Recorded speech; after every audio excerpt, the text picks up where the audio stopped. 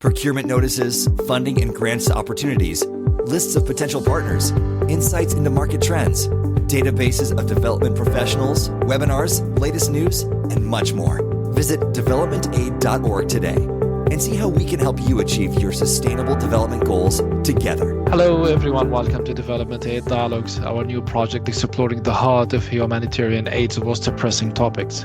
I'm your host, Hisham Alam. Our guest today is Dr. Kerst Danert, the founder and director of Ask for Water GmbH. Dr. Danert is a highly respected expert with 25 years of experience in water supply and environmental issues.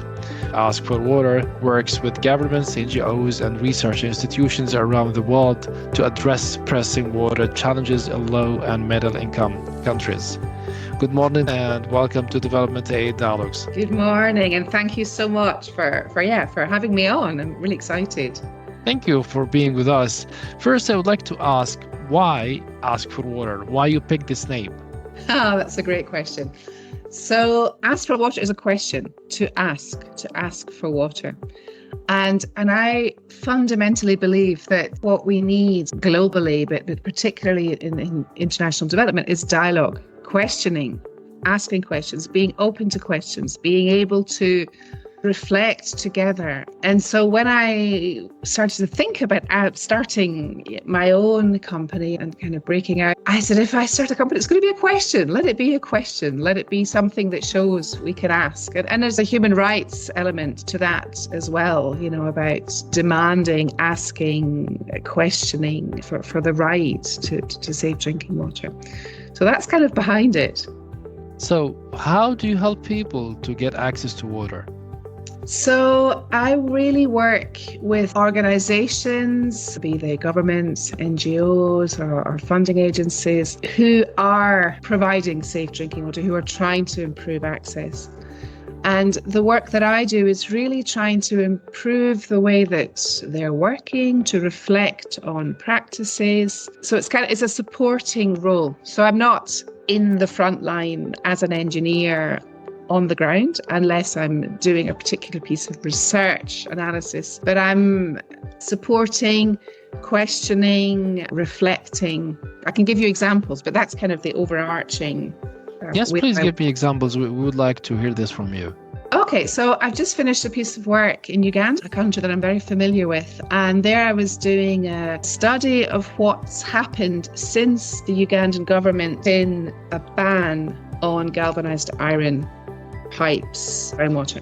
And as a bit of background, when galvanized iron pipes are installed underground, so that's the pipe that allows the water to come up in a hand pump, when they're installed in water which is corrosive, they corrode. And after many years of this problem, the Ugandan government put a ban on this galvanized iron materials. And my work was looking at, okay, there was the ban, what's happened? What are the advantages? What are the challenges? Is it being implemented?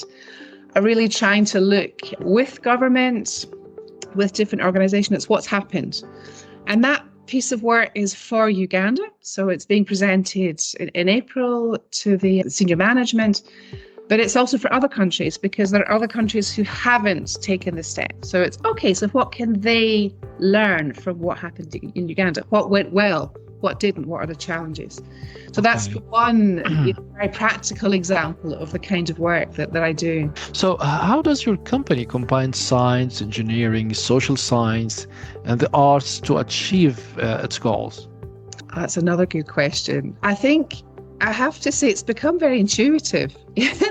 I was lucky actually because I did my PhD research in Uganda and it was introducing new technology, a new manual drilling technology. Interestingly, the technology worked. It wasn't taken up for various reasons, but I successfully, completed my PhD. And that process took me from being quite a straight mechanical engineer into someone working with different issues, because I was looking actually at innovation, diffusion of innovation, uptake of innovation, and how innovations are uptaken, whether technological innovations or others, is more than the engineering. It's the society, it's economics, it's policy. It's politics. So within that process of doing my PhD, it was quite a painful process, I have to say, because I was quite mathematical. I had to learn to really think about these issues. And I just continued to do that ever since. So, for example, I worked with the Ministry of Water and Environment in Uganda for a number of years, and we looked at operation and maintenance and rolling out a framework for operation and maintenance, setting out roles and responsibilities. And that brings together technical aspects, getting the quality right. It brings together institutional aspects of roles, financial aspects of who's paying for what. So that way of working has become quite intuitive, actually. We all have emotions. We're not just kind of rational beings. So particularly in events, one of the things I've done over the years is to kind of organise international events and in-country events to share knowledge, to bring people together.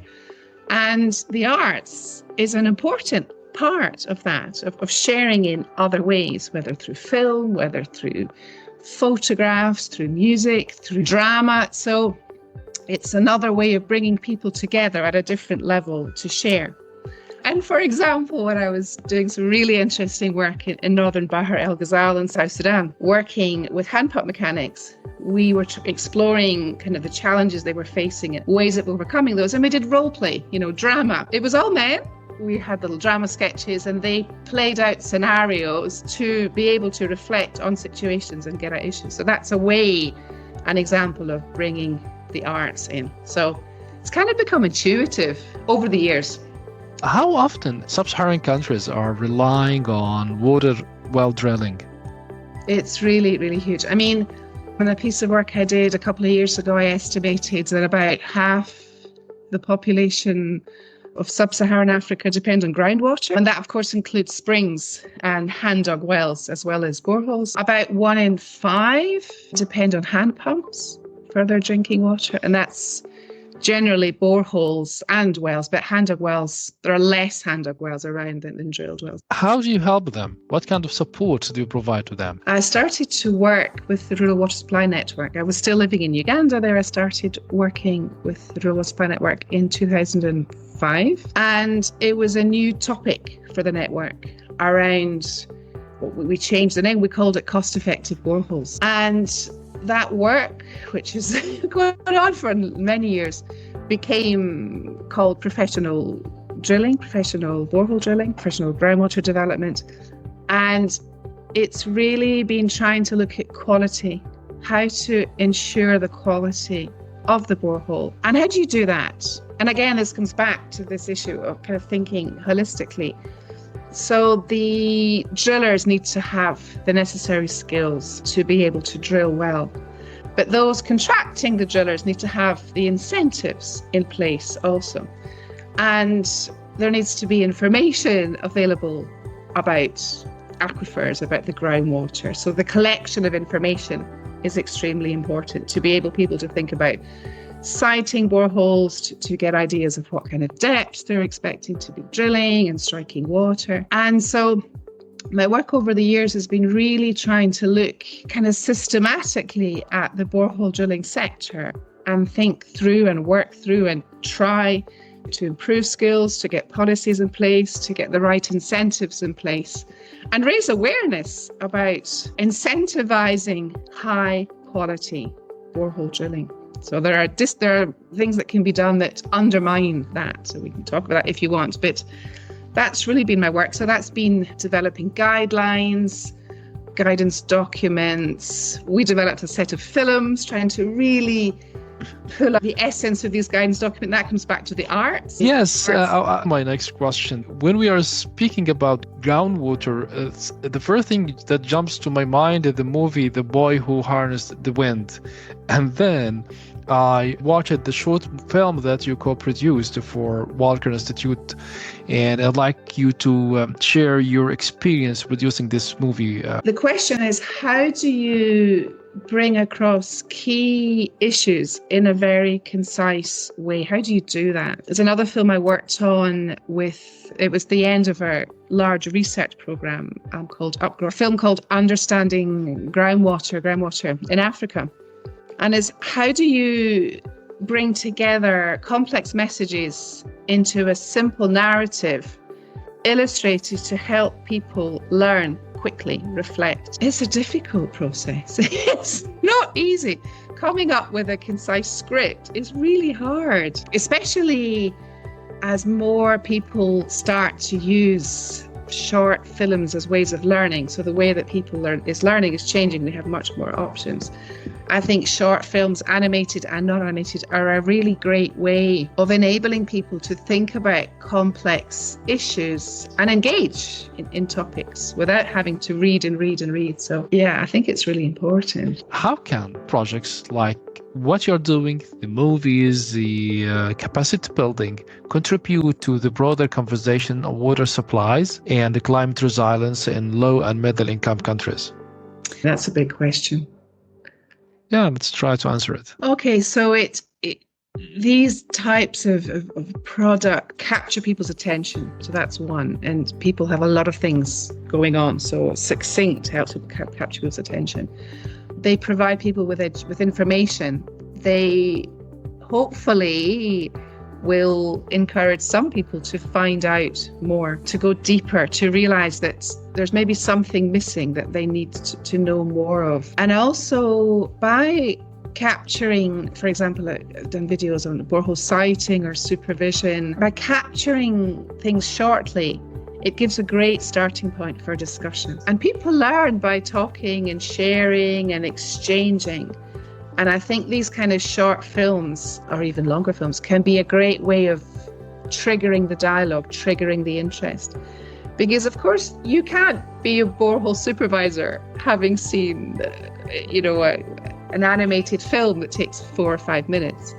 But it can make you think, these are aspects, and can make you want to go further, and can make you or encourage you to talk to somebody else about particular salient aspects. So that's kind of how I see the role of film. Do you think that there is enough interest from international bodies or NGOs to support drilling projects in Africa? There's a lot of interest in drilling wells. There's a lot of interest in the numbers, in bringing up access to drinking water and in drilling wells, and increasingly not just wells with hand pumps, but also wells with reticulated systems. I feel there's not enough interest in really supporting stakeholders in country to raise their skills to do a really good job. And I think there's not enough attention on, really what was the technical quality of the projects that came. So, and there's not enough engagement of qualified, skilled hydrogeologists. So I had a great conversation with a really interesting organisation I'm working with. We were talking about this, and what came out of the conversation was a borehole is much more than a hole in the ground. There's a whole package around a borehole. And, there are countries where there are a project where there aren't enough skilled personnel supervising, siting, assuring quality. Where's the next generation of drillers coming from? Formal training programs, robust training programs. So I think there's a great interest in the borehole, but not enough interest in the skills and the policies and the process to make sure that those boreholes are the quality that they need to be for the future. What is the average cost for drilling a well? So when I started in 2005, when I started on this cost-effective boreholes, that was the question. Right, Kirsty, find out the average cost of a borehole in different countries, and then we see how to bring those costs down. Actually, a borehole, a manually drilled borehole, could be anything between 10 meters to 600-700 meters. So really, there isn't an answer. So if you're an organization drilling in sedimentary formations with quite predictable groundwater that's not too deep, you will have a certain average cost. If you go to parts of a country where the geology is more complex and difficult, and so you have to do more exploratory drilling, you have wells that fail because simply they're not sited in the right places, your costs will be completely different. So I fundamentally refuse to answer that question. The range is enormous. So it's a great question. It's a great dialogue, So it depends what you throw into the equation. So when funding that comes back to why films, short ways of teaching are very important. When you have funders who really want to do a great job, no question, but they may not understand the nuances of groundwater. They may be coming from a different sector. And so they're pushing the NGOs they're funding or the organizations they're funding for a particular standard cost and perhaps pushing the cost down too low without realizing that that has a hidden cost, a hidden price. So it may be that organizations are forced to work in certain areas, can't work in others, are forced to hide costs. So there's a whole set of issues when you think too much about averages and targets. So what are the most effective techniques for hand pump installation and maintenance to ensure sustainable access to clean groundwater in low and middle income countries? So it starts with the planning and the procurement planning and the siting. So really in the planning process. So for example, in most countries in sub-Saharan Africa, there will be a rainy season, a season where it's difficult to reach the site. So that affects your planning. You may only be able to drill for 6 months, for 8 months, certain times of the year. So that's one, not trying to do too much, trying to do it properly. There are lots of different types of drilling techniques, different types of rigs, large rigs, medium rigs, small rigs. And it's matching the equipment size to the need is important. So making sure that the specifications specify the borehole that you want at the end of the day and not the equipment, so that you don't have a mismatch with very big equipment. And in terms of water lifting devices, there are hand pumps on the market, public domain hand pumps, which can be manufactured by multiple institutions, multiple organizations. There are proprietary pumps, which are manufactured by particular company, which have different quality assurance around them, and a whole set of increasing lot of solar technologies coming onto the market, solar lifting, solar systems, solar arrays, and electric submersible pumps. So there are a lot of different kind of technologies out there. Is there any particular technology or innovation that significantly improved the outcomes of water supply projects? I mean, hand pumps have revolutionized access to safe drinking water. The humble hand pump, going back to the 70s and 80s, because prior to the hand pump, it was primarily open dug wells that people were using, so lifting water with buckets. So with a hand pump, you're able to have a borehole that's closed, that's protected, that you don't have surface water contamination going in, and they're relatively low cost to maintain. They do need maintenance. And then laterally, the big shift that's happening now is the reduction in the cost of solar panels. So that's another new kind of more recent innovation that's enabling small pipe systems to be put in place, so that and people not having to work and lift, pump by hand, but having that done through solar energy and electricity. So those are two big innovations.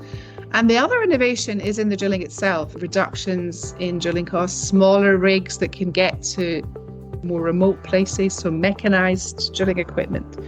There's been a change over the last 20, 30 years with smaller rigs on the market, and manual drilling, which has been around in the Gangetic Plain for thousands of years, but also innovations over the past decades in improving manual drilling technologies, particularly in Africa, and those spreading between different countries. I'm curious to know which countries are still interested in producing and manufacturing hand pumps. Is it Japan, Germany, the US?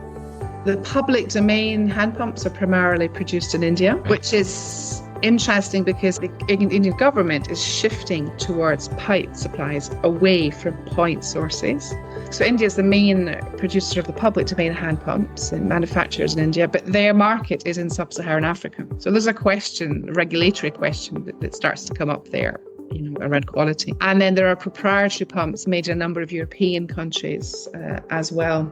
Before we conclude, I'd like to ask a more personal question. Throughout your impressive career spanning various continents and countless projects, what moment or experience stands out to you as the most rewarding or fulfilling, and how has this shaped your continued dedication to the fields of water supply and environmental conservation. When I was living in Uganda, I did work with a women's group in Kapchorwa in the mountains on the border between Uganda and Kenya. And it was a rainwater harvesting project. So essentially, it's a very local NGO funded from a corporate sponsor, Uganda corporate sponsor with their social responsibility money. And we had brought in masons from another part of the country to train masons there to provide domestic roof water harvesting. So really fabulous project and providing a different technology than was being used in that part of the world. And fortunately then, many of the women, the older women, spoke good English. So I was able to very comfortably wander around from home to home, really reflecting with these women, some months and years after the installation of their, and have cups of teas and chat. And I was talking to one woman and I asked her, the difference that it had made. And, she talked about various things. She doesn't have to get up so early anymore.